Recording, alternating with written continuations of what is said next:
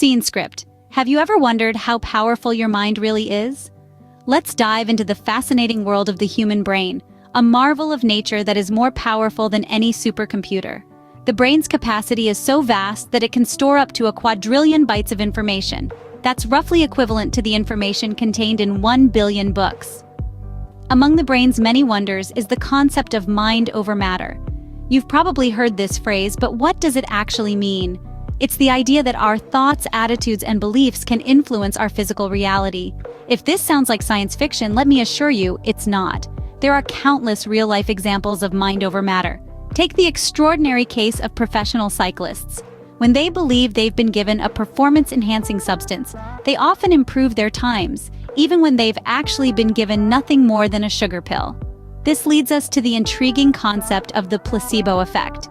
It's a psychological phenomenon where a person experiences a perceived improvement in their condition due to their belief in the treatment, even if the treatment is inactive or fake. Let's explore a case study to understand this better.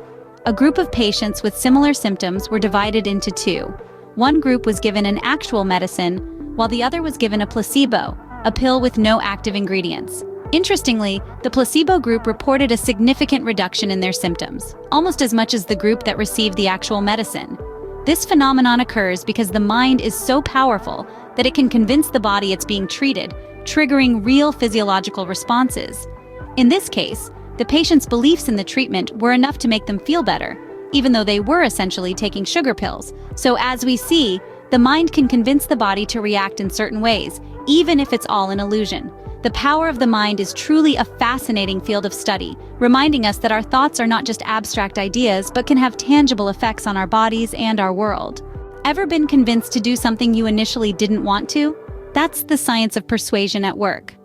In the world of psychology, persuasion is a powerful tool that is often used to influence people's thoughts, attitudes, and actions. It's like the gentle nudge you give to your friend to try out that new sushi place, or the convincing argument you present to your boss for that much-deserved raise. One of the key principles of persuasion is the concept of reciprocity. This is the idea that people are more likely to give something when they receive something first. Think about it. When a friend invites you to their party, you're more likely to invite them to yours. It's a simple give-and-take scenario that marketers often exploit. Let's dive into a case study to illustrate this. Picture a marketing campaign for a new brand of coffee. To entice customers, they offer free samples. Now, the people who try the free coffee feel obligated to buy a bag, not because they necessarily want to, but because they feel they should reciprocate the generosity. Another principle is the power of consensus or social proof. We tend to do what others are doing, especially when we are uncertain about what to do. So if a coffee brand shows testimonials of satisfied customers or displays the number of bags sold, it's more likely to attract new customers. It's a classic case of monkey see, monkey do. Understanding these principles can help us navigate our everyday life more effectively.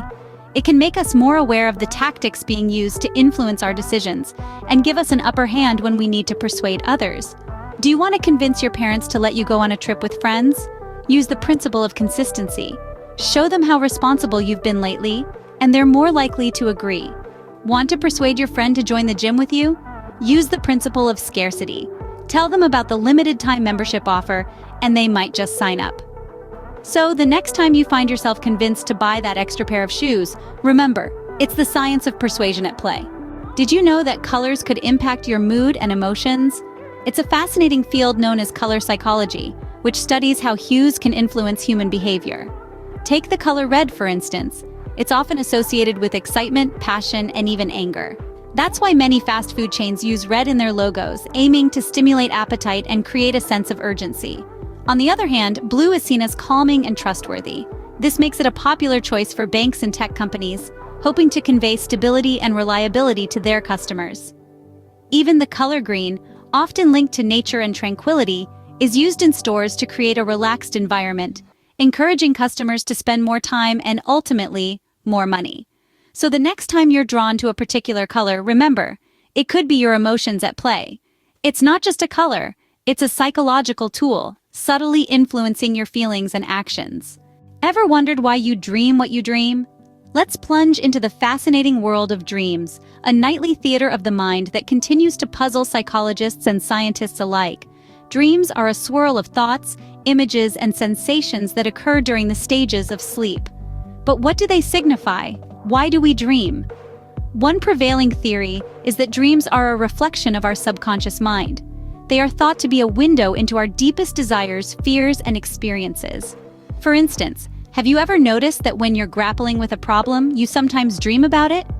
Consider the case of Sarah, a psychology student. Overwhelmed by her upcoming thesis defense, she started having dreams about standing on a stage, forgetting her lines in a play.